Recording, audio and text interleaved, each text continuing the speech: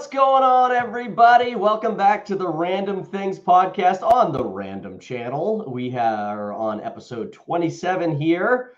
Daniel won't be joining us because he is down at the House of Mouse in Florida doing all sorts of fun family shit. And Duggan and John and I are going to handle the episode today without him. We don't fucking need him. Yeah. Piece of shit. Absolutely not.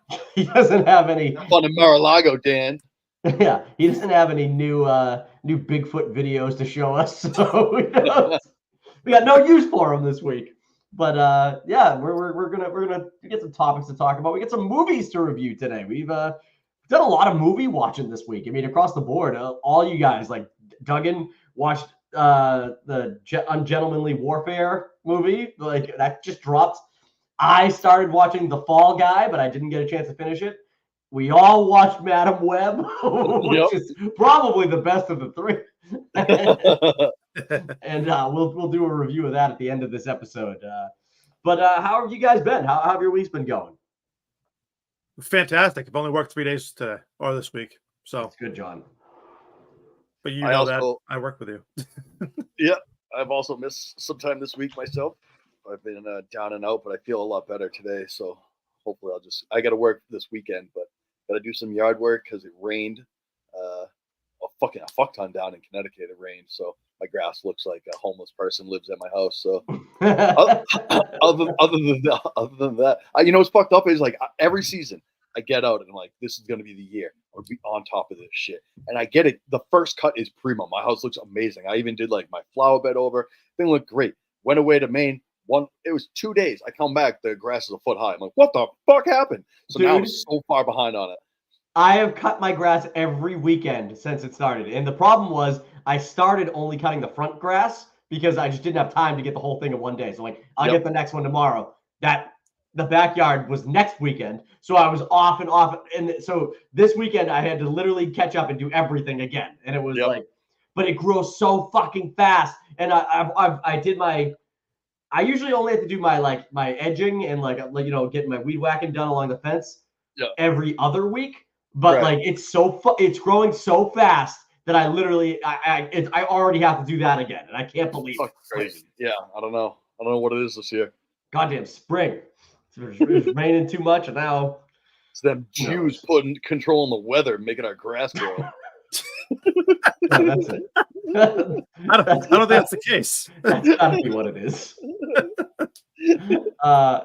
This has nothing to do with the Jewish people, but that's a good tie-in for the this little thing here that I'm going to show you guys. So this is a good off the top for the podcast.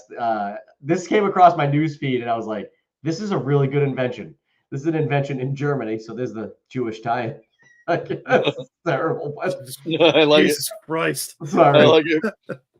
But here we go. This is an invention they made in Germany. I present you the German puke toilet. Ooh. This is a toilet. This is a toilet they're putting in bathrooms in Germany so that people don't have to get down on the disgusting piss-covered floor when they're puking into public toilets. They can just grab those handles and let it fucking ride. Sometimes I like the experience of getting down on all fours in a dirty bathroom. It's like it serves you right for getting too fucked up. You just got pee on your hands and shit. Oh, it's brutal. I think this is a good idea for an invention, but this needs some work because like there should definitely be some form of water element to be able to wash the sink out. Maybe there is. Maybe there's like a running water thing in it, like a toilet. It just once it flips on, it just runs water constantly. You don't see it, but I think that the handles might have triggers, so that way it goes ahead and flushes water as you're throwing up into it. That'd be cool. Handles? Do you think the handbars have grips on them? Trigger me. No, I think once the toilet seat's up, it runs water constantly, like an eye flush type of thing. Dude, I think that thing needs a splash guard. Definitely needs a splash guard. That's for a fact. It's a deep bowl. I'd be shocked if this fucking thing even has a like a grate or anything. I bet you. Oh no, it's straight open. Right? Yeah, ends up right in that fucking hole. Yeah, it's a straight open pipe. Dude, that's a 4-inch pipe for sure. That thing's taking everything out. I would pay anything to walk into one of these German bathrooms and see someone who like just hopped up there fucking dropping a deuce in that thing. Yeah, just put a midget up there. Just the dude with his feet kicking. I can't get down. I gotta get out. Help me. Oh, Die. I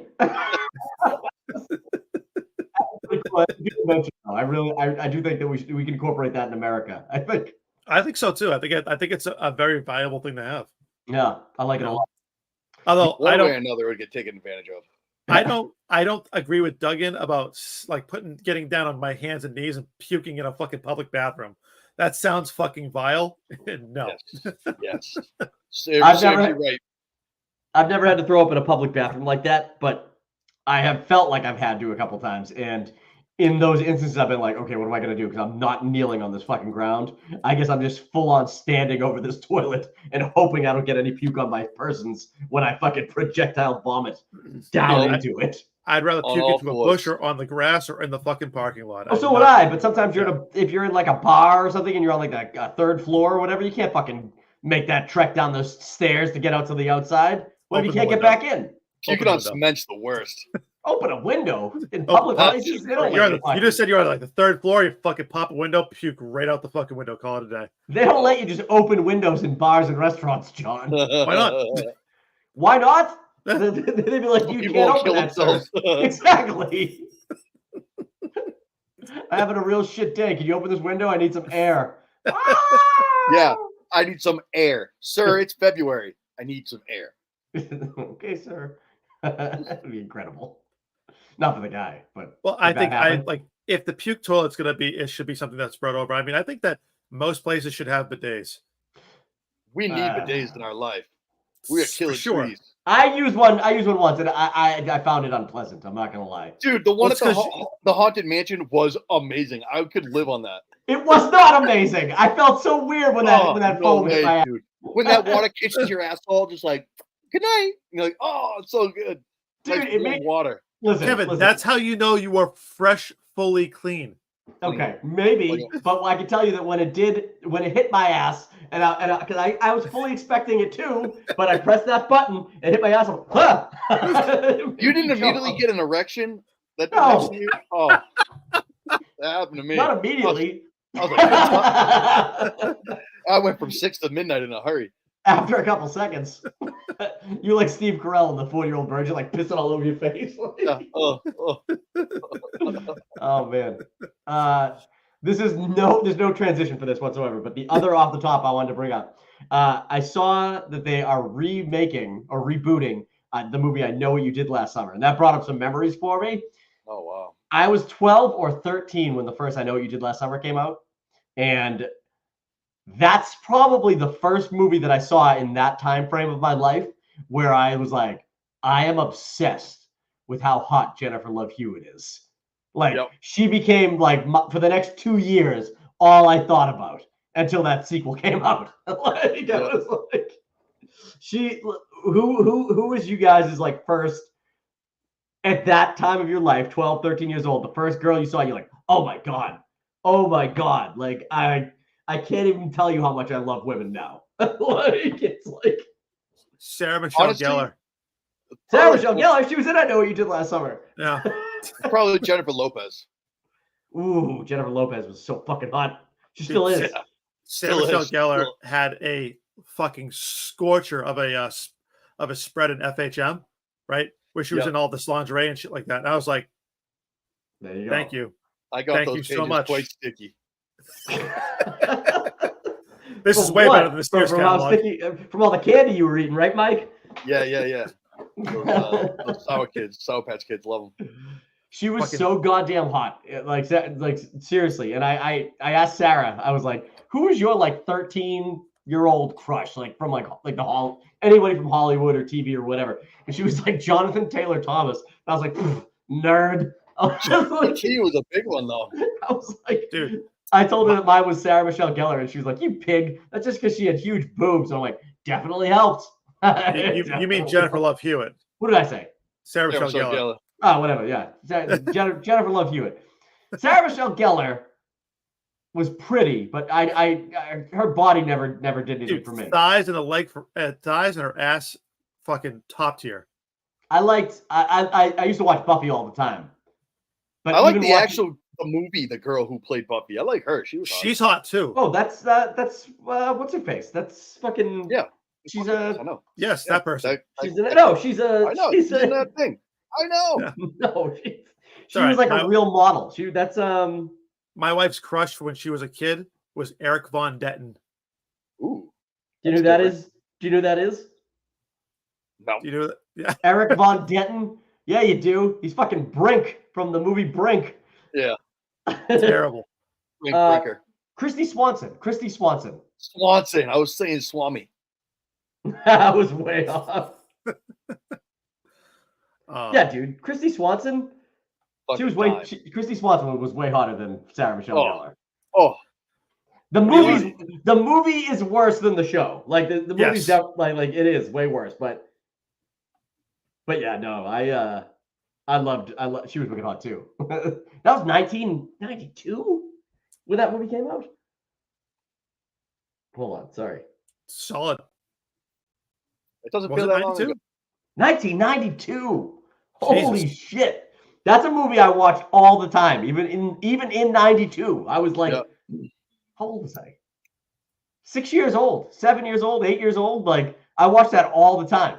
All the time. I probably shouldn't have been watching that. Probably not. Dude, speaking of shit that we shouldn't watch, like now I'm thinking back on it. I spent a lot of time, like weekends, sleeping over at Eric's house, and his brother John Paul was into like horror movies.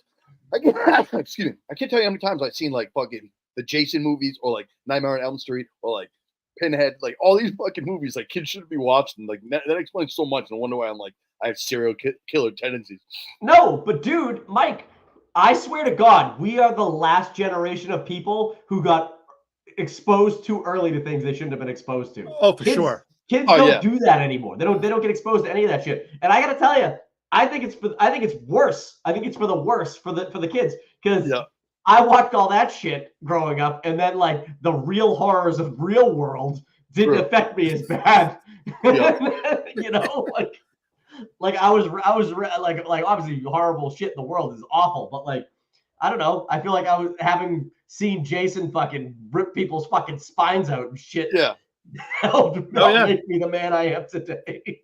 Like fucking Mike Myers, like no matter how hard you try to kill that guy, he laughs throughout everything. You're like, when is this gonna end? Like every year something happens. Imagine if that was like the real world, like every year, like, all right, this motherfucker coming back again. It'd be so tiresome. Like I don't give a fuck about the war in Ukraine. This guy's coming to murder me and my family. I'm trying to leg up here.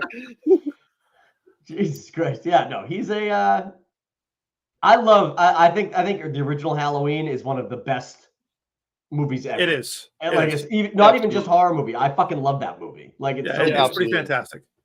I like it's so well used. Michael Myers is I want to say I think he's in the movie a total of it's either 9 or 13 minutes. The whole movie. But you fucking the anticipation about it. You feel that motherfucker in every scene. Like it's like not even scary shit. Like all of a sudden she sits down on the couch and you're like, where is he? Where the fuck is he? I don't know. Like the whole story about him being a kid and that whole fucking psycho thing. Like, and he's just fucked up. He's just crazy, like in the head, like so evil. He's just so evil that the doctor's like, he's just evil. Like there's no explaining it. There's no horrible backstory. He's just someone who got snapped into being evil. Like that's it. He doesn't talk. He doesn't do anything. And like he really doesn't even have like a source for his anger.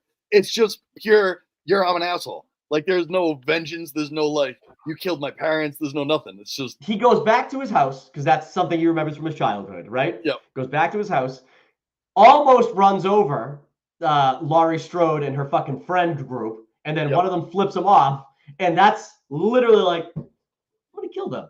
Like, that's it. I'm gonna kill them. And why? No one knows. But that group of girls, dead. That movie should be called Road Rage. Seriously. Did you ever see? Hang on, wait. Quick side tangent. Did you ever see that movie with Russell Crowe? No, Russell Crowe. Oh yeah. Yeah, where he's having that horrible day, and he just fucking. That was literally the story of my life. You did that to someone? I couldn't watch that movie. It was too factual. Too close to reality. Yeah. Yeah. Too close to reality. Yeah. Yeah. Too close to reality. Yeah. No, but I feel the way that you feel about Halloween, about like the first Nightmare on Elm Street, right? I think that shit is like the best one that they ever had. I think it's fantastic, right? The first one's gnarly. He's a little all right. I like the first Nightmare on Elm Street, and I do like the franchise. I don't find him like he's the premise as a kid, as somebody coming for you in your dreams and shit. That's fucking terrifying, right? Absolutely. And Freddy Krueger is scary looking and shit, but I don't know. He was always more campy than Michael Myers was, so I never put him on that level for me. That's fair. That's not saying I don't love the movies, though. I do love the movies, but I always thought he was a little more comical because he was in the dream world. I thought they kind of made him that way, like a little jokey. Well, but like his fucking stretching his one-liners arms out and like coming at you with long arms. Yeah, his one-liners were fucking just so awful. Oh, amazing! Right? Yeah. Like it does have the best end scare of any movie ever, though, where the mom gets the obviously fake dummy body of the mom gets pulled through that window and just like, yeah. Yeah. Like, excellent. I always like the pause scenes; those are so funny. I like when he turns a kid into a meatball and eats him. Dude, by far, Johnny Depp's scene where he gets sucked into the bed and the bed blender, the bed blender that is like sprays him up against the wall, like the ceilings, and everything else. I was like, that is fucking terrifying. Absolutely, every That's creak in the bed. Like, oh. You know, that and like, let's face it, Jaws was a scary movie. There's nothing get this. Jaws is scary. So like, it's not a real it's not like a horror movie. I don't think Jaws, but it is absolutely one of those like. There are scary elements in it. Scary elements in it. It's plausible. It fucked people up on a real level for life. Like even to this day, I don't like going in the ocean. I don't. I'll go waist deep, maybe up to my chest, but like it's got to be like down by the equator, in totally clear water where I can see shit for fucking miles. You know what I mean? And I told you, I went to Grand Cayman Islands on a cruise with my wife, and a fucking barracuda was in the water. And they were somebody went, "There's a barracuda!" Just like that. There was no panic or anything. I fucking Scooby-Dooed my ass out of that water. I was running up the water to get out. And Sarah's like, "Where are you going?" I'm like, "Dude, yeah, there's a fucking barracuda." And then she's on the shore, we're on the shore looking. It was about as long as like my arm right here, like not crazy big. And I was like, "Ah! I'm not going back in. I'm not going back in." They got fucking razors in their mouth. That's not those things. You know? I was like, fuck that. I'm hanging out on the beach with the orange iguanas. Yep. In the purple parrots. The green monkeys. You know what had some fucked up horror things is Creep Show. I love Creep Show. Creep Show's fantastic. Yeah, those are good because they're like 15-minute mini movies. Yep. You know, like I love that. And anthology movies like that, they don't make those anymore either. You know what I used to watch when I was a kid, before I went to bed, was fucking Tales from the Crypt. Oh, hell yeah! That's like the same thing. Yeah, those are always great. That show was fucked. I think Creep Show's back on TV now too. Is it? If you have like Shudder or TV or MGM or one of those random channels like that nobody has, Creep Show I think it's back up and running. Maybe Tales from the Crypt is too, actually. But like those are they don't have shit like that anymore. Like TV should have those back. Those like one episode there's no ties. I guess American Horror Story kind of does that season to season, but like just one-offs, one episode, like 45 minutes, scary stories. That shit was great. I used to love watching that shit. They do that on Sci-Fi, but they're not good. No, they're terrible. They're not produced well at all. There was a Tales from the Crypt that I remember that this dude was, I think he was broke down. He was trying to get to this house to go and make a fucking phone call. And this lady's like, yeah, come in. Do you want some sweets? And like she had a daughter and that you could hear scampering about. And he was like trying to figure out where the fuck she was. And then he finally finds her in the attic. And like her face is all like rotted off. Yes. Her mom spoiled her fucking rotten. And I was like, fuck that. I distinctly remember that one. That was like fucked. It's like a farmhouse. Yes. Yeah. Yes. Oh my God. Yes. And she's like she's got like blonde hair, and you don't see her face because she's got her back to him, and she turns and she's like a fucking corpse. Uh-huh. Oh God, yeah, that was a fucking scary one. I love it. Dude, That there are was a certain scary ones one. that stick with you, and that one I'm like, that fucking stuck with me. All set. You know what? You know what always sticks with me, but wasn't scary, but it must have freaked me out. Was the episode of Are You Afraid of the Dark when he gets stuck in the pinball machine? Fuck yes. I don't know pinball why that machine. one sticks with me, but I always remember that one. Like how horrifying that was, running away from a giant pinball. The Like, ball what the was rolling after him. I remember that one too. fuck? Oh man. That's another one that came back. They made new episodes of that for kids Yep. too. Like, again, my kids are too little to watch that shit now, I guess. But actually, my daughter, I watched the Goosebumps movie, like the ones with like Jack Black. I watched both of those with her. They're not scary. They're actually more made for kids. But like, I feel like we tried to watch the old Goosebumps series, the old one, and she was freaked out by. She was freaked out by a couple of them. She's like the haunted mask. She's like, I don't like this. And I'm like, all right, I'll shut it off. I'm sorry. Do you know what you should watch with your kids is Scary Stories to Tell in the Dark? Yeah. Right? No. Where they made a live action adaptation of that. Yeah, that one's fucked. I remember getting those books at the book fair in elementary school, like second grade, third grade. Oh, like, hey, I'd like to check out this horrifying book with a giant skull on the cover. Like it was fucking smoking a pipe, whatever. It was like, there's like a light inside its head. Yes, I remember. There was 3 or 4 of them, and I remember I had all of them, and I used to read them all the time. In fact, I told my kids my favorite story that I remember from that one is the Big Toe. I think I've talked about this on the podcast before, but it doesn't matter. The Big Toe is one where this kid's like tilling a field or whatever, and he just finds a fucking toe sticking up in the ground, just like, and he's like, "Oh, I should take that home. We could use it for dinner." I'm like, "A fucking toe?" And like, so he grabs onto the toe and he starts yanking at it. It's not, and it won't come. And then he pulls with all his might, and it snaps off. And he hears something go like under the ground and scamper off. And he's like, "Whoa, whatever." He takes it home, and they cook it and eat it. And then as he's going to bed, he hears faintly, like outside, "Where is my toe?" And like you read this, and it gets closer and closer. It's outside the hallway. "Where is my toe?" Comes into the bedroom. "Where is my toe?" And then in like parentheses, it's like, grab the person next to you and scream, "You got it!" Like you're supposed to do that when you're reading it to someone. And I did that to my kids, and they were like, and then I start laughing so hard, and then they start laughing so hard, and for like a week they made me tell them that story. But like I retold it so that it was like it wasn't like a thing underground. It was like a fucking like cheetah. It was like, and they laughed, but oh man, they're too little for that shit. That's the problem. Like my parents were like, "Let me see this book." All right. Yep. like, that was it. They're like, "Whatever, as long as you're not bothering me, I don't give a shit what you're doing." Is this porno? Nope. Good. Remember when parental advisories? How do you say that word? Advisory. Thank you. Parental advisories on fucking CDs. Oh yeah. Like, you can't listen to this. Thanks, Tipper Gore. I've never my parents. I mean, maybe like I said, I'm the youngest of 8 kids, so my parents were never. They were like, "Whatever, dude, just don't fucking bother us." Like this. Like to an extent, they obviously were good parents, but like they didn't care what I was listening to, they didn't care what I was watching or playing as video games, none of that shit. So the only thing that my dad took away from me was my Dr. Dre Ain't Nothing But a G Thang cassette. Mm-hmm. Right? It's because you were in the other room dropping N-bombs, and they were like, "What the fuck is this kid doing?" Listen, your dad comes in, he's like, "Listen, cornbread."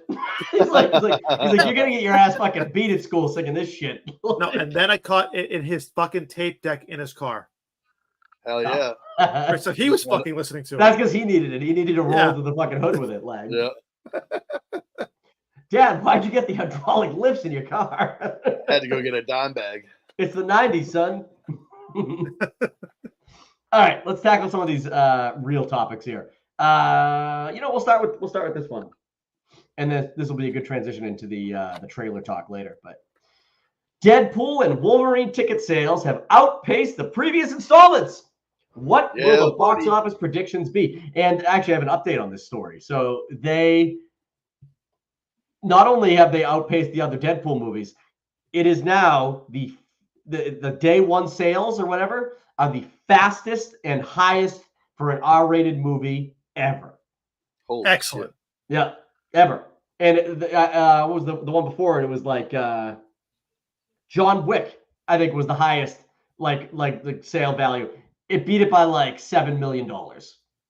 Fucking hell. This has made eight point something million dollars. I think $8.5 million in pre-sales already, which puts it ahead of the Batman, which brought in like 6.7 or something like that, and Guardians 3, which brought in about like 6.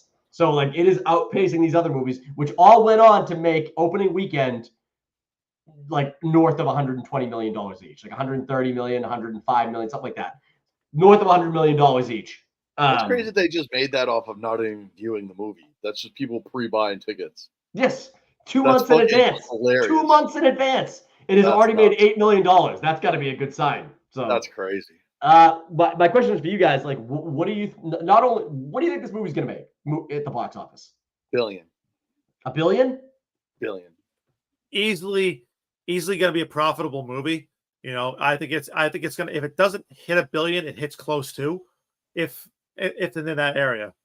You know what I mean? There's no way it doesn't make more than $750 million. No way. Like that's like, I think that's what the Batman made. And I think that, I mean, they'll be happy if they can bring in the other Deadpool movies were all in the $700 million range. I think this one, I'm with Duggan. I think it makes $1 billion. Easily. That's crazy. Right. So I think it's going to be fantastic. Right. I do too. I mean, people have been wanting to see Hugh Jackman in this and the yellow suit just in general for forever. Mm-hmm. Right. And it was always teased and never fucking brought out. Right. It felt like the biggest cock tease ever. So, you know, I'm with John. It's finally what all of us have been talking about, what we've been wanting. I feel like Ryan Reynolds does a good job of listening to the people that watch his movies, because there's going to be so different aspects of Hugh Jackman, Ryan Reynolds, what their story involves with, how it involves the other MCU and their tie-in. And I feel like it's the wet dream that everyone's been waiting for. And I feel like that's why it's already made $8 million. $8 million is pretty damn good. So that's nuts. And supposedly, like the other people who have been, we still have tickets available in our area for stuff like that, obviously. But in the big markets like LA and New York, I hear like AMC is like, holy shit, they're fucking like all sold out like that opening weekend. They're pretty damn close to. I can see that. So 100%. Dude, I've been waiting for a movie to come out like this for a while. Exactly. One of those have to see it in theaters opening weekend movies, and it's been a while. So I can't remember the last time I fucking went to like an opening. It was probably like Transformers on like an opening weekend that I went to go see or some shit. Or maybe, it was probably some of the Marvel movies actually. Yeah. But yeah, it's been a while. You know what? It's an R-rated movie that may. I brought up a list. Let me see this. I had it the other day. Highest grossing R-rated movies. What do you think they are? The highest grossing R-rated movies. Highest grossing R-rated movies. Well, we said the Batman. I'm sure that's up there. John Wick is obviously on there. We already know that, right? Yeah. All right. Well, let's do the top 10. What do you think the top 10 highest grossing R-rated movies are? So count off Wick and the Batman, right? What numbers are those? There's no John Wick. Wow. In the top 10. No John Wick. There's a Keanu Reeves movie at number 5. The Devil's Advocate. Oh, Devil's Advocate. No. More modern. More modern. Yeah. Bill and Ted? Nah, bro, come on. Think of like big fucking summer movies that Keanu Reeves did. The Matrix. The Lake House. That R-rated movie. The R-rated cut where he sticks his dick in the mailbox and time travels to Sandra Bullock, and she's like, ooh. That's a great callback. We got to bring that up. Hey, if you guys like funny t-shirts, go over to our TeePublic page. We have an awesome Lake House t-shirt, which literally has a stick figure Keanu Reeves sticking his dick in the mailbox. Quite the classic. Also makes a good mug. Yep. Great mug. The Matrix. It is the third Matrix, I think, or the second one. Matrix Reloaded. Yeah. Reloaded.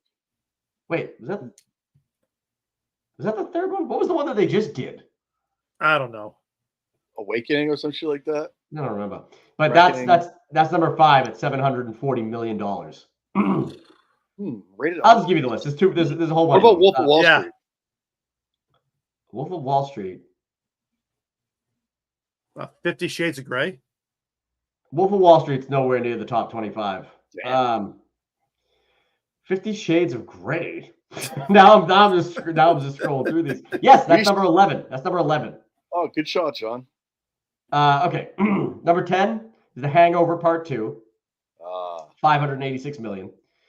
9 was Passion of the Christ. I don't think I realized that was rated R. Love that movie. That movie was graphic as fuck. Yes, it was. I love that. 612 million. Number 8 was Logan. So Hugh Jackman, 619 million. This has got to be a Japanese movie or a Chinese movie that I've never heard of. Detective Chinatown 3. That was 686 million though. That's a shitload of money for a movie that I've never fucking heard of. Now I want to watch it. Yep. Number 6 was It, which that made $700 million. That was a good fucking movie too. Yep. Matrix, I already said. The top 4 are, number 4 is the first Deadpool, 782 million. The second Deadpool for number 3, 785 million. Oppenheimer was 975 million. And Joaquin Phoenix's Joker made over $1 billion. That's nuts. 1,078 million. 1,078 million. So all right, Deadpool's going over that. That's my high side. I think Deadpool at the very least is in the top 2. Is in the top. Sure. I think it's in the top 3 for sure. Yeah. I think it could probably make more than Oppenheimer, but right around there. So, I think it's gonna be great. And this is the first summer blockbuster. It's rated in June. It's gonna line up. People will be seeing it all summer. I'm sure this will make a fuck ton of money. I think it's July. Is it June or July? It's July. Is it July? Okay. Even better. Yeah. Yep. I think it's gonna make a lot of money. The question is for everybody at home: what do you guys think this movie's gonna make? Let us know in the comments. All right, let's move on to movie trailers. So we did. Oh, sorry. Hold on a minute. I got technical difficulties. While we're talking about that, don't forget to go to our Instagram page at random_channel and check out all the cool content. There you go, Duggan. Dan puts that stuff up daily. Good for Danny. I hope he's enjoying his vacay. I'm sure he is. He should be watching, but it's okay. I mean, it's cool and all. So some movie trailers dropped today. The first one that I guess we'll talk about is that Beetlejuice trailer. That trailer was fucking hilarious. Awesome. Hilarious. Fantastic. I love that Michael Keaton obviously looks his age in the Beetlejuice makeup. I think it makes him look better as Beetlejuice. Oh yeah. Hell yeah. Oh man, it's fantastic. He pops up immediately without hesitation is like, we're gonna be so happy together. so funny. Like, right back into like being like this like bad guy. Now, I have a question for you guys based on the trailer. Do you think he's going to be, because in the first movie he is the bad guy. He's kind of the bad guy, right? In the movie. Yeah. Do you think in this movie he'll be a bad guy? Because I got a feeling he won't be. I don't know why. I have a feeling it will be like the Boy Who Cried Wolf scenario, where like he's been an asshole the whole time, but then he wants to be like kind of take it serious, but something happens where he'll be to blame or something like that. I'll have to be like, oh, it's not me. I swear, it's not me. Well, his wife's looking for him, the lady with the scars, and so isn't Willem Dafoe. So I feel like those two people are going to be more the bad guys, right? And so that's my. He's going to be like, let me hide out in the land of the living, please. Yeah. Which is, I think, going to be really funny. So I like the fact that he still carries over some of the same type of mannerisms from the original movie, where he sits and goes, wait, she says Beetlejuice, and he goes, yeah. You're like, hell yeah, Yeah, and the fact that he's like changing costumes like that, like he's in the fucking psychiatrist outfit. So and funny. He's like feel free to talk about whatever you Yeah. want. It's like, it's just so good. And I'm so fucking happy it's coming out. And sometimes these like, later sequels like this are horrible, but every once in a while you get some good ones. Like I think the more recent Ghostbusters has been good. This is going to be good, I bet. And I don't know, this Top Gun Maverick was good. There's a time and a place for these things. And I think a lot of them are coming up now, but they're taken very seriously. And I appreciate it. Yeah, I agree. I mean, I can't wait for it to come out. The wife is excited to see it. We're probably going to go see it opening night, if at all possible. So yeah, get after it. My father-in-law really wants to see it. He rarely is excited enough about a movie to be like, you got to go to the movies with me. But as soon as that first teaser dropped, he was like, you have to go see this movie with me. I'm like, I'll go with you. I'll go with you. I'm there, man. I'm there opening night. So. Oh shit. I was going to invite funny. Dan Baggs. I might not be able to bring my fucking wife. I might have to sit there and pick up Dan and go. No, wife, stay home. No, you should have him go and her go, and it'll be like that movie, I Love You, Man, where you're sitting there and you're there at the Rush concert, and even though the wife's trying to be part of it, you're just all about hanging with the bro. Yeah. She's just eyeballing you. She's eyeballing you what the fuck is this weird relationship? She would be so pissed. I've been there, man. I've gone to places with my wife, and then my friends have been there and immediately been like, bye. Yeah. I gotta go. It's the worst. You act so different around your friends. Yeah. Because I'm having real fun. Because they're fun and you're not. I've never heard you laugh like that before. True story, though. I'll tell you what. Sarah literally thinks that Dan and I have a gay relationship. I'm not kidding. And she might be right. So, but she might be right. Because he'll always text me he's at Disney right now. He's texting me all these Disney updates because we're both Disney fanatics. And he's like, look, he's like we got to be the family of the day, which is I never even heard of that, but they were getting ready to get on a ride at Disney, and one of the cast members, before it opened, the park was pre-opening, they were like, oh, we're going to choose you guys to be family of the day. You get to go on this ride early, but you got to look for these things in the queue, and you got to do it, and they got to be the first people on. That's fucking cool, man. Yeah, Mickey's Runaway Railroad. So he's texting me that. I'm like, oh, that's awesome. And I'm like, hey, Sarah, look at this. And she's like, oh, your boyfriend's texting you again. And I'm like, cut the shit, lady. And she's like this is important. It's it's pretty strange that a man in his 30s suddenly has a new friend that he's obsessed with. And she's been saying that to me for years since Dan came into my life. So it's wicked funny, and I don't even fight her on it anymore. I was like, whatever, you're just jealous. Oh, that's so good. But he is quite lovable. If you only understood me like Dan does. Dan never yells at me for eating in bed. Oh, this is great. He's not even here to defend himself, but no, that's great. Anyways, yeah. So Beetlejuice looks great. I can't wait to fucking see that. Another 80s movie that dropped today. Mike Duggan's least favorite comedian of all time. Top tier. Beverly Hills Cop 4. Not called Beverly Hills Cop 4. I hate the name. Beverly Hills Cop Axel F. Dumb fucking name. I thought the trailer looked great, though. Yeah. What'd you think, Mike?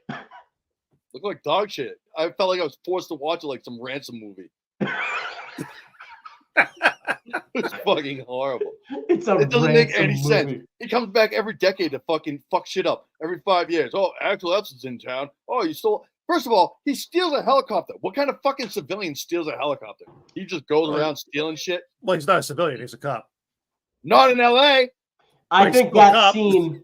I think that's do shit in other fucking precincts. That's not how it works. I think tell every cop ever that. Tell that to Beverly Hills Cop 1, 2, and 3, because that's literally the plot of those movies. I know. It's so outlandish. Doesn't make any sense. Let me just go to some city to fuck shit up. There's a line in Beverly Hills Cop 1 where somebody says to him, he's in the back of the truck trying to get a bus going, and this is in Detroit, and he's trying to do this sell this fake this fake shipment of cigarettes to this like whoever, some criminal, and he's about to make the sale so he can arrest the guy, and a like random cop drives by and sees it and breaks up the bus, and the cop looks at him in the back of the truck and goes, "Hey, don't I know you from somewhere?" And Eddie Murphy goes, "Nah, that ain't me." Like, I don't know. Like he didn't even say, like, "Aren't you this person?" I love that line. It's just "Oh, that ain't me." It's so funny. That's great. But I think that helicopter scene happens later in the movie. I don't think that's the thing that gets him arrested or in trouble with the cops, at least initially. Because to be clear, the other dude is flying. He's not. That dude stole the helicopter, not Joseph Gordon-Levitt, who's surprisingly funny in movies. Surprisingly funny in movies. Huh? Frozen. What'd you say, Donald? Oh no, I think I see. I did not know it was like, I kept looking at it being like, that person looks so fucking familiar, right? I do not know who that is, and it's because he has a fucking beard that I did not know that I was Joseph Gordon-Levitt. Joseph Gordon-Levitt. It's a tongue twister. Yeah. Oh, Mikey, you froze again. Every goddamn podcast, you freeze once.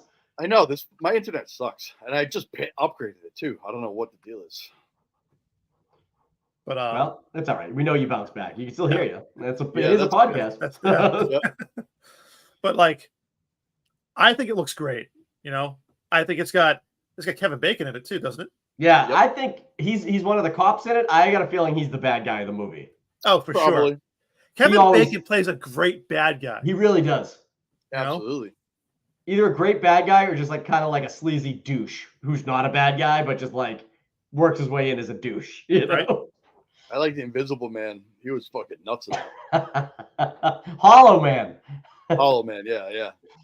We talked about that on one of those podcasts with the CGI dick. Yes. Oh hell yeah. That was part of the lake house conversation.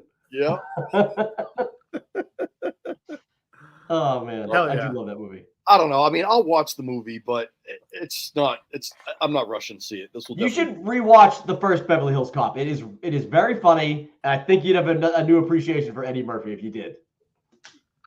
I just have such a craw for him because of that fucking stand-up Raw. I really didn't like that. That's like the one that like put him on the fucking map too. I know, and I fucking can't stand it. Was it Raw or was it what were his two big Delirious. ones? Delirious, yeah, those two massive stand-ups. And then he never. I'm gonna exit and come back, see if that works. Hang on. All right. Yeah. I like that his buddy is in it. What the fuck is the guy? Is it Sammy? The guy that's like he's like Akmel Foley, Akmel, and he's like this. I sold a piece like this the other day. It was $500,000. He's like $500,000. Get the fuck out of here! No, get the fuck out of here! Like fucking guy, I love. It's so good. I love that guy. I really can't wait for it. It's gonna be great, and it comes out relatively soon, does it not? Yeah, it's Netflix, right? Yeah. Yes, it is. Even I think it comes out in. It's not that. I think it comes out in July. Great. Any of these Netflix movies are great because I can't get to the movies as much as I used to. So when like Prime shit's dropping, like fucking, you get to see Roadhouse at home. You get to see fucking like whatever. Keep the content going. Give me more shit at home. You know. I'm definitely gonna watch Fall Guy too. I can't wait for that. Yeah. I started it. I got 4 minutes into it, and then Sarah came upstairs. She goes, "No, you know what? I actually do want to watch this." And I was like, "God damn it!" And she's like, "We're gonna shut it off. We're gonna watch The Challenge instead." I'm like, "Fuck reality TV! I don't want to watch that shit." But then I did. So yeah, it looks good. The other movie trailer that dropped, and it'll be a good segue for the full topic we're going to talk about, was Kevin Costner's Horizon, an American Saga, which is coming out. I like Westerns. They're not my favorite. It's not my favorite genre, but every once in a while I'll come across one. I'm like, I'm going to watch that. Like, I like 3:10 to Yuma. I like The Good, the Bad, and the Ugly. I like fucking Tombstone. Those are all awesome movies. So, yeah, every once in a while I'll find one I like. And you know what? I like Yellowstone for the most part. So Kevin Costner's always good in a Western role like that. Oh, yeah. I think this movie looks like it's going to be okay. What do you guys think of the trailer for it? I think it looks great. I think the trailer looks fantastic, right? Pretty much the entire thing. I like the caravanning west, right? Is what it looks like for the wagoning, and that it looks great. I like that. True to life, like people that you were see on the fucking road, right? You had like a gun in your hand behind your back, being like, "Hey, what's going on? How you doing? Don't come any closer. I'll fucking shoot you." You know. I think it looks fantastic. No one will trace your death to me. I promise you. I'm going to California, like wherever the fuck they were going. With such of the success that fucking Yellowstone had in 1883 and all the other spin-offs it has, I think this is he knows what he's doing. He knows how to tell a story. I mean, Taylor Sheridan, he's a good storyteller and whatnot. But I think this one with Costner, I think he's gonna have more of like a Dancing with Wolves vibe. Yeah. I think he's really gonna tell the horrificness of what it was really like going west. Like we hear about it like, oh yeah, there was wars and people were like, murdered and this and that. But I think he's really going to tell the story about how dark it was. Like John was saying, like, you don't trust anybody. You always have one eye open. You always have a hand on a knife or a gun. And I think he survived something that made him callous the way he is. So I'm hoping that like he just survives like an Indian attack or something, and he just keeps foraging west. Because like one of the things one of the military guys says, or if he's leading the caravan, he says, my job is just to get as many people to the place they're going as I can. He's like, that's really all I can do. So it's like you can see wagons breaking down or people getting murdered. I would assume he's definitely going to be some kind of a vet of the Civil War. No. When was the Civil War? 1870? Well, yeah, I think it was the Civil War because they're going west now. So was it 1870? I think this movie I think this movie set in the 1840s. So okay. Yeah, it couldn't have been the Civil War. Couldn't have been the Civil War. Dumb fucking Duffy. Know your fucking history, you goddamn asshole. 1861, 1865. What about the Revolutionary War? Maybe. I mean, how old would he have been? I mean, how old? 1770. I don't know, 1776 to what? Yeah, you know what? He's like 60 or 80 years old. Well, who knows? Maybe he was younger in the war. If he's 80, he could have been a teenager fighting in the American. Keep in mind, they have wheel guns. They have what looks like to be peacemakers in that particular trailer there. So that puts it somewhere in the 1860, 1865 area, right? Because they had wheel guns back then at that point. They were still wad wheel guns, but yeah. But I think this movie really draws its inspiration from the Oregon Trail, the video game, because it's fucking brutal. Yeah. Yeah. I really hope they show a lot of the, like, or at least one big Indian attack, because it looks like their shit gets set on fire by them. And, like, that must be so just fucking exhausting. You're just trying to go somewhere. Ooh. Ready? Here we go. Yeah. Here's the explanation of the timeline for this movie. It's a Western film that will chronicle, I'm sorry, my phone just went blank, chronicle the expansion of the American West before and after the Civil War. So there'll be some time jumps in this from the perspective of colonizers and Native Americans. Oh, hell yeah. So. Well, it's interesting that you say that, right? Because it looks like in one of the shots they show, it looks almost like it's the outside of the Alamo. Yeah. Right? So, I mean. Maybe it's shot at the basement of the Alamo. Maybe that's the ending of the that's fucking a Pee Wee movie. Herman reference. Sorry. There is serial masturbator. There is no basement at the Alamo. Yeah, I thought the trailer looked okay. It's a little there were two of them. It's a little gritty, like which I appreciate in a Western, but like even like the color scheme seemed a little gritty, but like that's whatever. I'm sure it's however they're going to film it. It'll fit for both movies. But this movie got a 10-minute. Let me do this now. So here we go. Standing ovation. Yeah, I got a 10-minute standing ovation at Cannes Film Festival. Horizon American Saga Part 1, A Song of Ice and Fire, The Dawn of Costner, received a 10-minute standing ovation at Cannes Film Festival. But then the critics went back to their rooms and wrote their reviews about this movie, and it got fucking slammed, dude. Slammed like a ball. What did they say about it, Kevin? I will tell you. Horrible things, John. Because it cannot possibly, it cannot be possibly as bad as like fucking Rebel Moon. Oh, don't you dare say that. It's Why got you gotta better bring reviews it- than Rebel Moon. So there's 18 reviews in, right? It's at 33%, Jesus. which is not great. Horrible. But like, let me tell you what the reviews say. The consensus on this movie, it's not out yet, but I'll read some of the. I'll do a mixed read of some of the positive and negative ones. This one from Diego Battle of Ostracine. I don't even know what that is, but Ostracized? Ostro Signs. It's a .com. I don't know what that is. Ostracized.com. Got it. He saw the fucking movie and he's rating it. So let's see.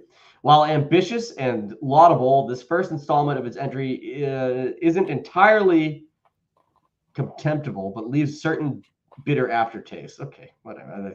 He gave it a positive review. It doesn't sound like it. That was positive. Any of his David Rooney for the Hollywood Reporter.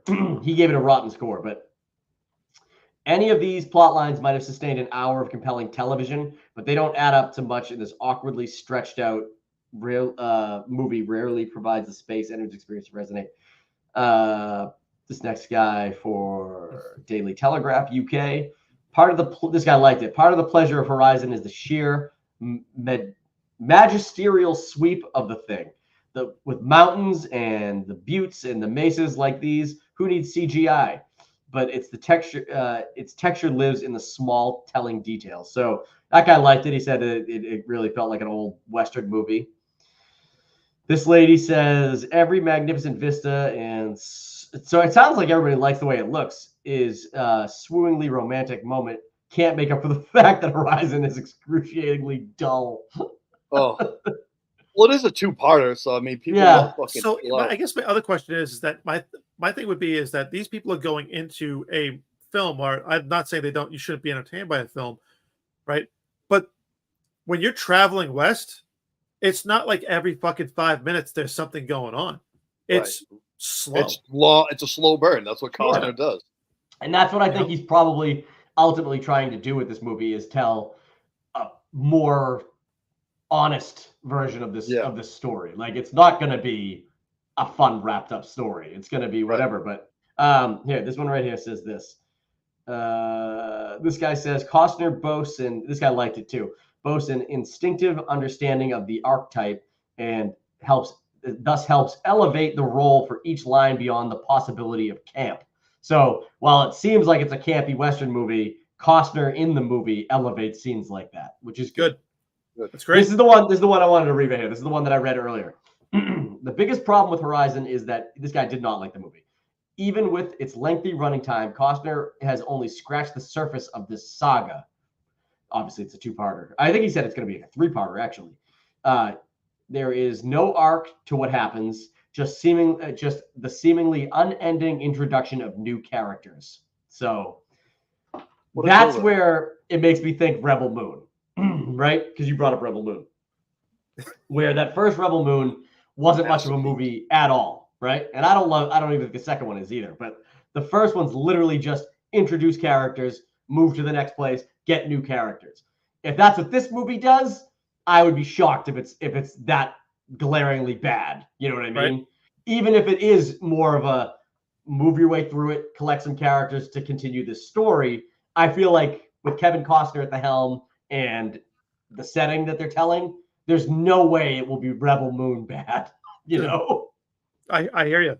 I mean, like I remember people having a similar criticism of Dune, the part one, right? Yeah. It's a slow fucking movie. They introduce a bunch of characters and the story it picks up at the end, but then it just fucking stops. I go, and that movie was fucking fantastic. And the second part of that movie was amazing. Yeah. Right. So I agree. So I sit there, I go, I'd rather sit there and have a slow burn for a first movie. Give me a month to see the second one. I go, if the second one sucks, right? I sit there and go, okay, criticism is justified. You know? This reminds me of a great two-part movie that should win a bunch of awards this upcoming season. Rebel Moon, Part 1 and Part 2. I You're think so you're full high. of shit. You don't even like it. You don't even like it. You're just trying to fuck with us. You know what? You guys just don't get it, man. You just don't get it, man. Because the guy is from Connecticut, and that's where you live currently. You just don't get it, man. You gotta see what Snyder sees. You gotta feel what he feels. Every I'd rather not. blade of wheat. every glittering I bead of sweat. I don't want to live my life in Justice slow-mo. You got Sometimes you're just gonna capture time. I hate that shit. I hate that fake baiting bullshit. That's what my wife does all the time when she talks politics with me. She fucking just tries to get under my skin. So and I know damn well that she doesn't believe any of the things she says to me. So You know what I like about Mike is that he says that and he goes ahead and he has this stupid fucking grin on his face as he does it. He can't that hide it. right there. He knows he didn't like that movie. Guys, I loved that movie. I was so loved high. it. I was so high when I saw it. It made me change. It changed my whole fucking aspect. I was so high when I saw it. It was like witnessing Christ being birthed. God almighty. You know what? Zack Snyder loves Jesus. I bet if he heard you say that, he'd be like, oh, somebody got it. Such high praise. High praise Finally. indeed. Finally. That's great. All right. Well, yeah, we're almost getting to an hour here. I think a good time to jump over and change up from this style to this one. Where am I going? Sorry. Wake up, little bitch. You're my new best friend. Where are we going? The zoo? Ooh. Changing the settings. We're about to do Wicked Bad Movies. Madam Webb. But first, I got to do a. Sorry about that. The transition's a little weak in this. Hold on. Shit's weak. Let's do we'll do the Wicked Bad Movies intro here so I don't have to add it post thing. We'll be right back.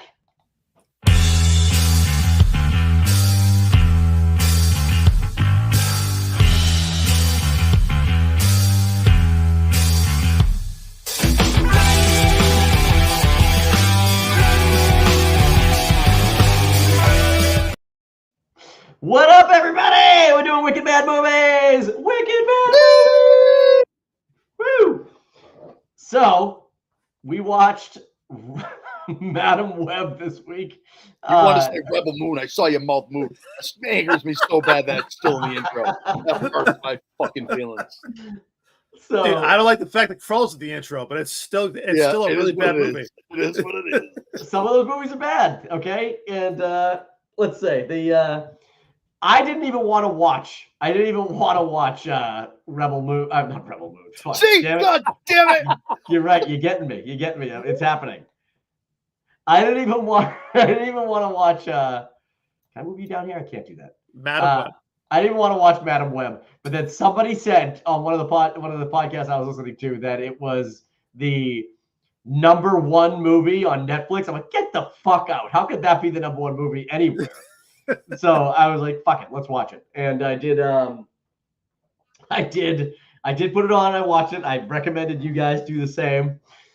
This movie got a lot of shit because it was like just horrible. I mean, there's no way around it. It was a bad movie. It didn't make a lot of money. It was like laughed out at theaters. People were like, I can't believe that Sony came to the bat with this fucking movie. What are you guys' first impressions of this movie when you watch it all the way through? Mike, I want yours first. If it wasn't for the attractive women in this movie, I would have fell asleep a long time ago.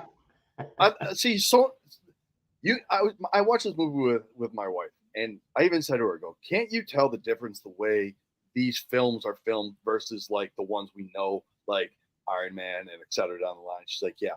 Like, I don't know what it is, but like Morpheus was filmed that way, and this movie was filmed that way, and it's like it's so fucking cheesy. It's just like so. It feels like a movie that like we could make. Because at one point, fucking Dakota Johnson says something, and the screen gets real close when she says it, and she's like, "Done." And you're like,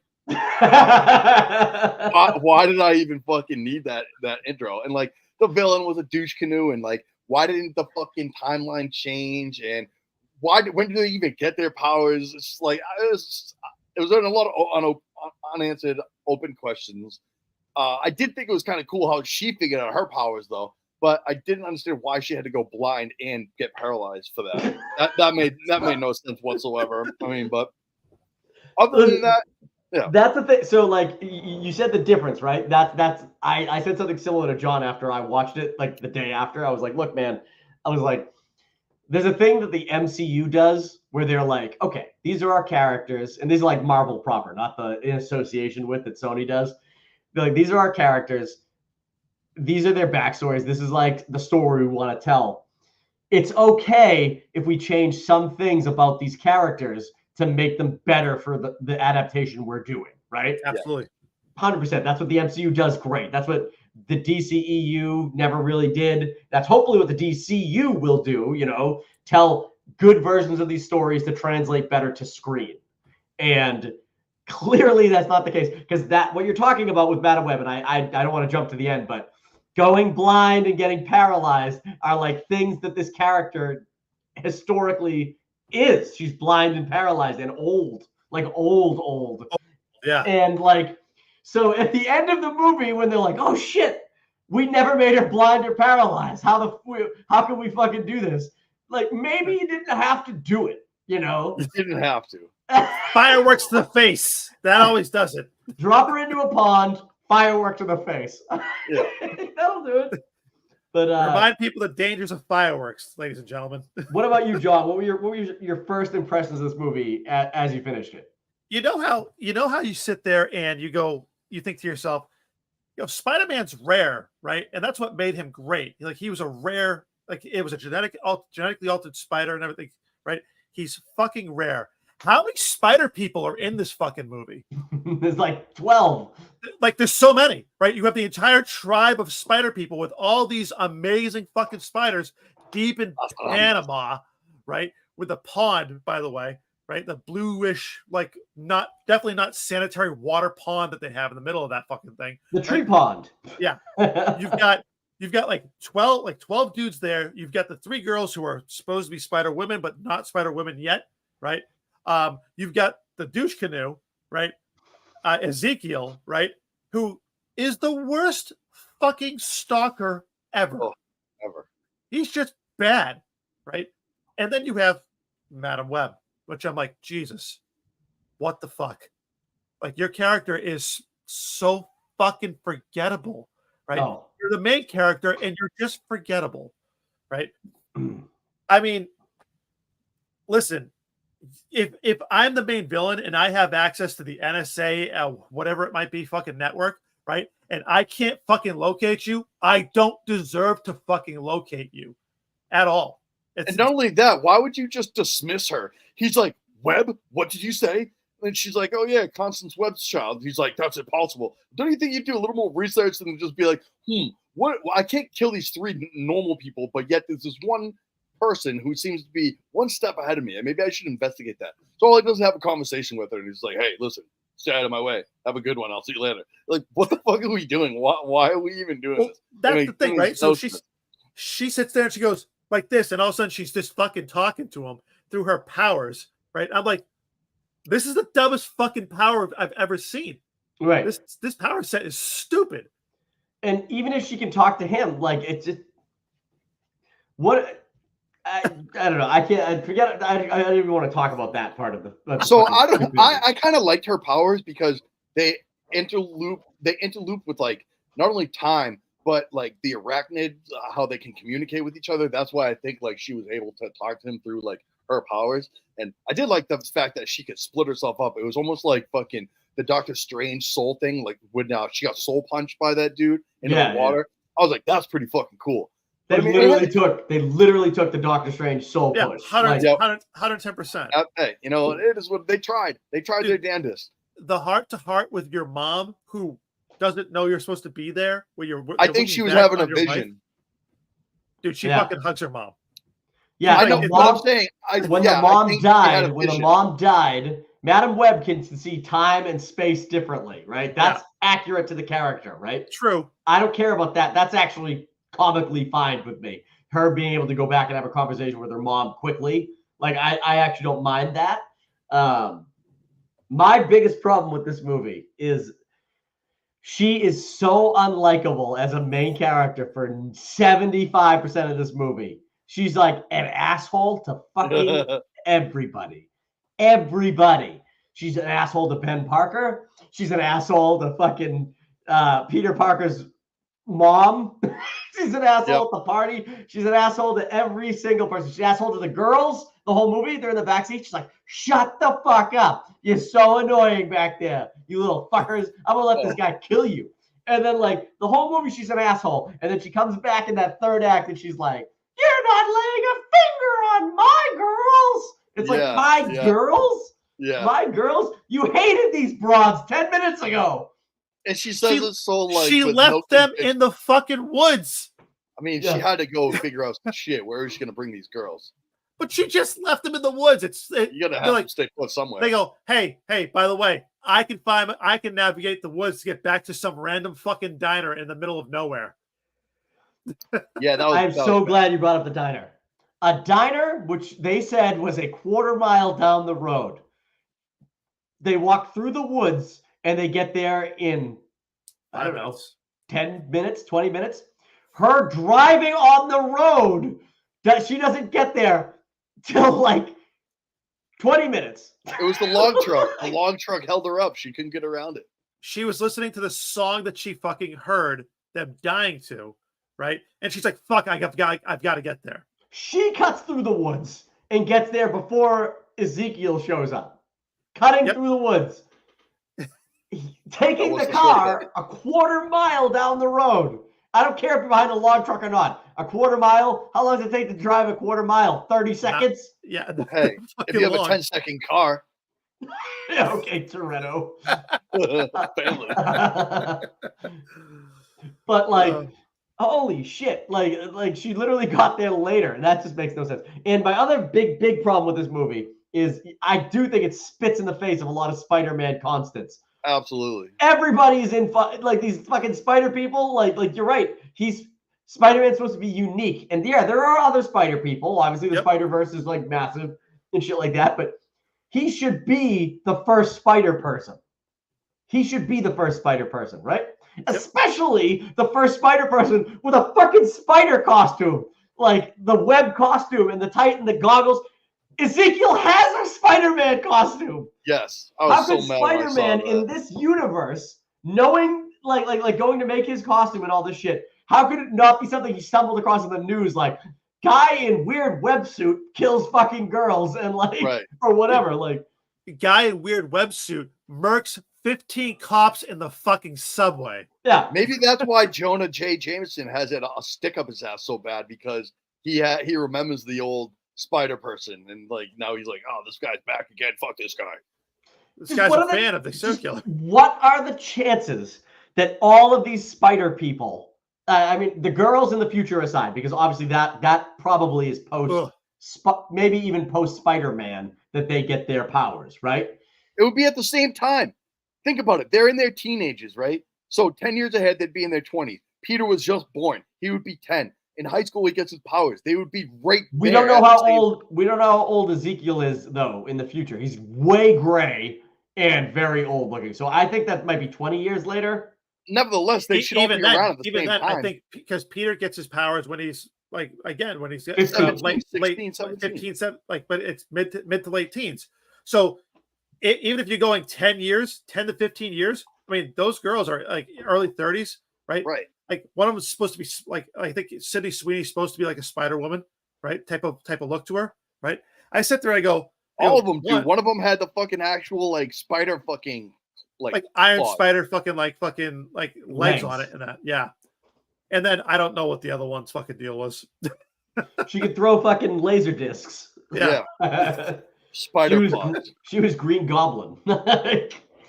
But like, I just I find it so difficult to believe that all of these spider people stumbled across their way to make the exact same Spider-Man suit.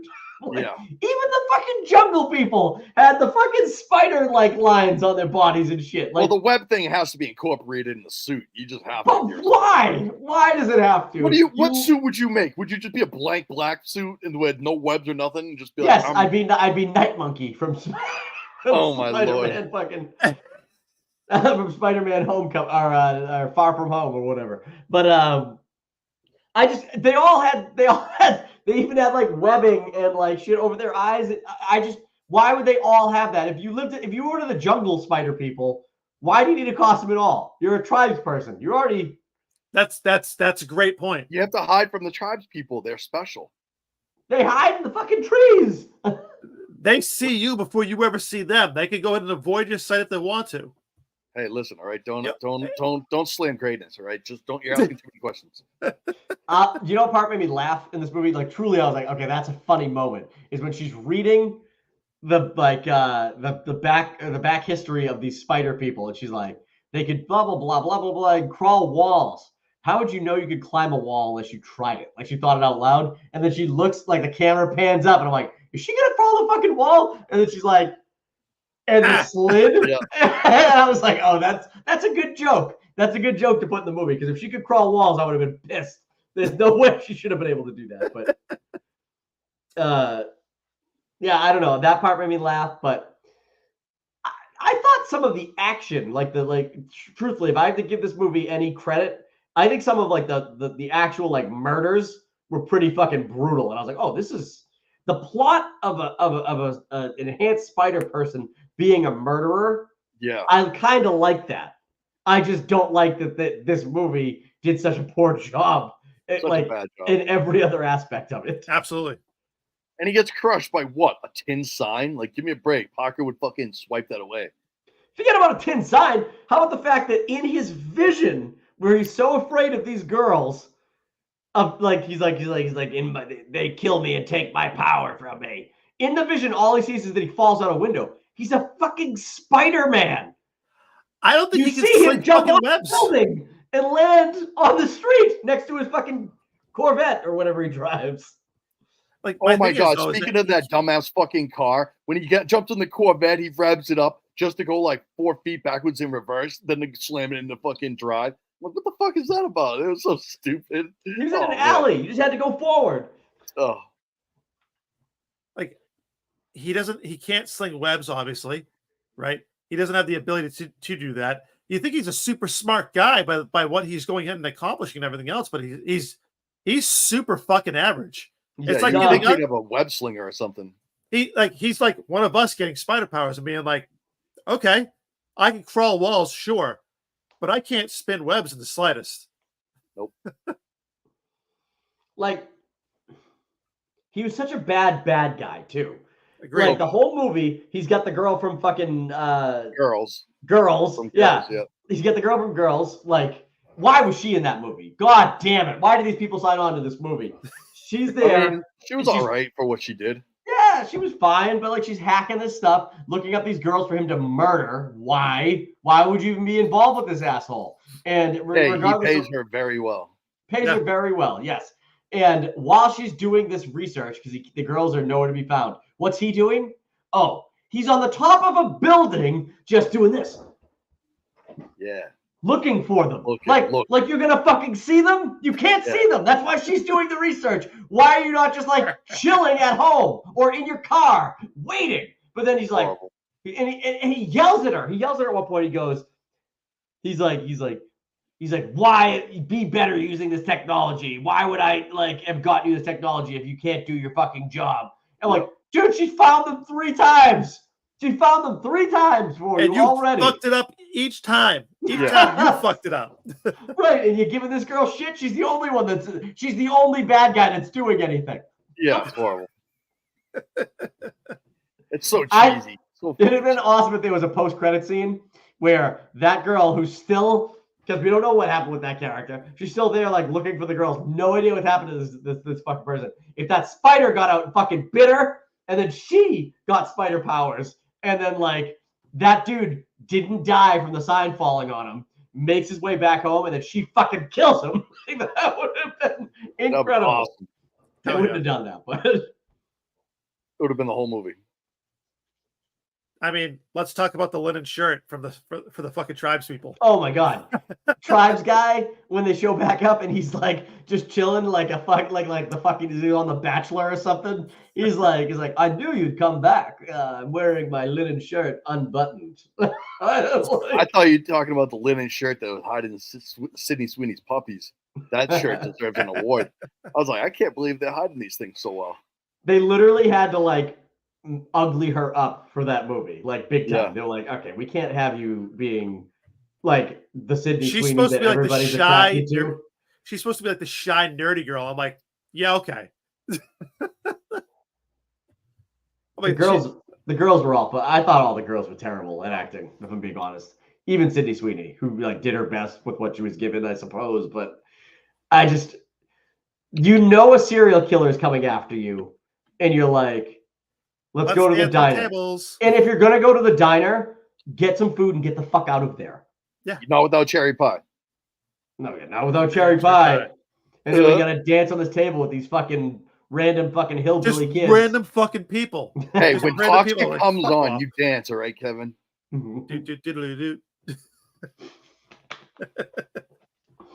It was as bad as advertised, this movie. And that is in the beginning, even from the very beginning, how about when she takes when Dakota Johnson, knowing this man is after these girls, leaves them in the care of Ben Parker, who I guess he believes her, and is like, I need to go to Panama. No time to process it. I need to go to Panama really quick. What?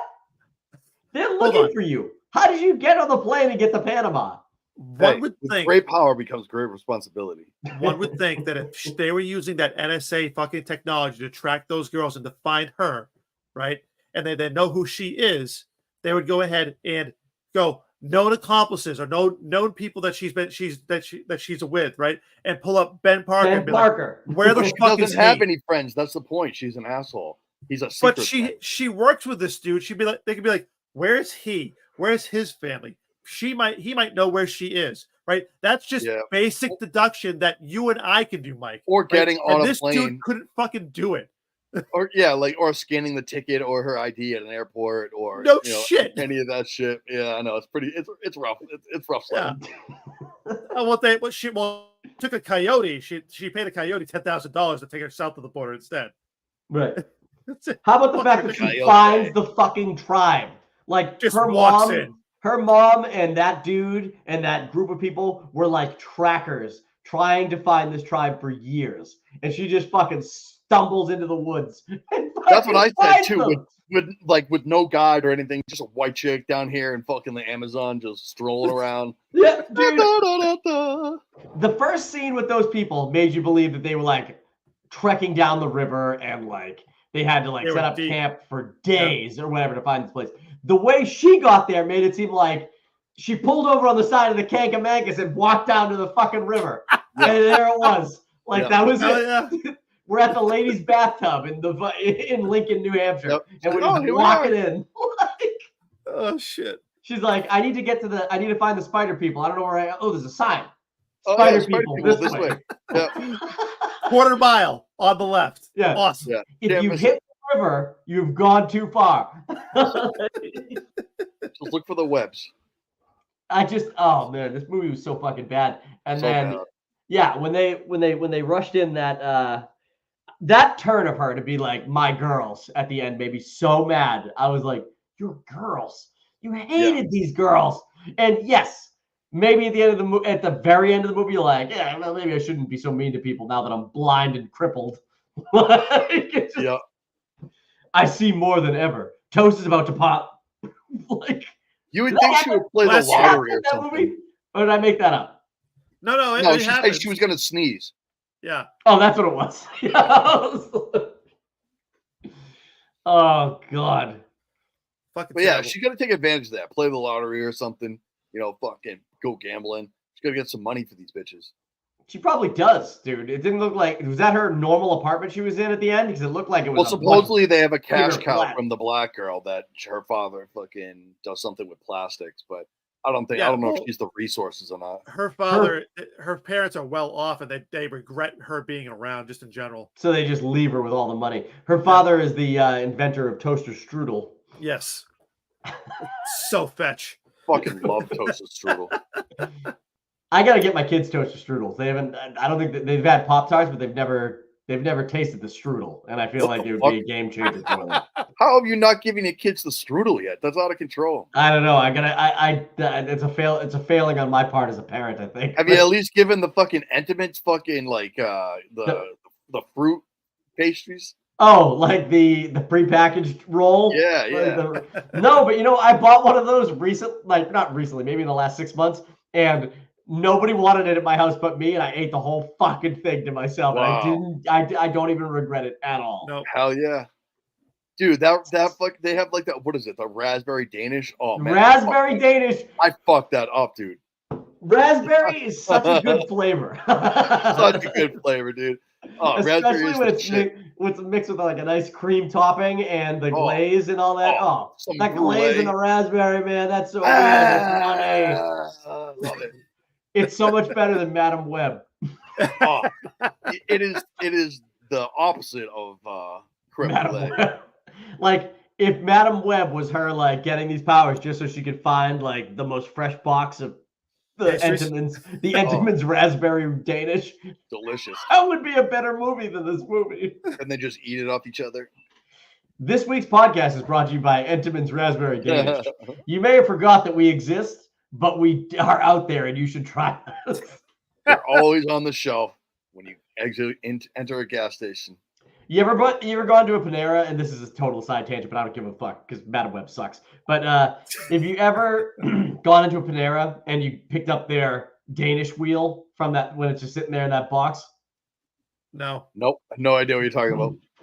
They have this Danish wheel at Panera. If you ever go to a Panera, which I don't go to that often anymore, but it's just a wheel with Danish. It's got a glaze on it. It's got a cream cheese Danish, a raspberry Danish, and an apple Danish, like all in a roll. Like in this, I don't know how many slices, maybe one slice of each. But I bought those all whenever I see them too. I'm like, oh, I fucking love those Danish. Another thing that no one else in my house except for me eats, and then I eat the whole goddamn thing, and then I'm sick all day. Like, oh, love it. I had too much Danish. Oh, I love Danish. It's too sweet. Too sweet for you, Jonald? Yeah, but since I started like reducing the amount of sugar that I eat, just in general, right? That shit is entirely too sweet now. So I saw this thing that 3 donuts equate 1 glass of orange juice. So I've been eating a lot of donuts lately because I could slam orange juice. So, but yeah, the trade-off's fine.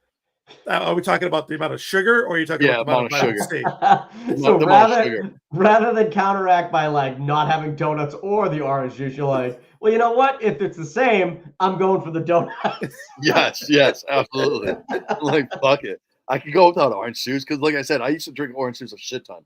Now I'm just like 3 donuts and a coffee in the morning. That's a good way to say it. Did you drink orange juice or did you drink Sunny D?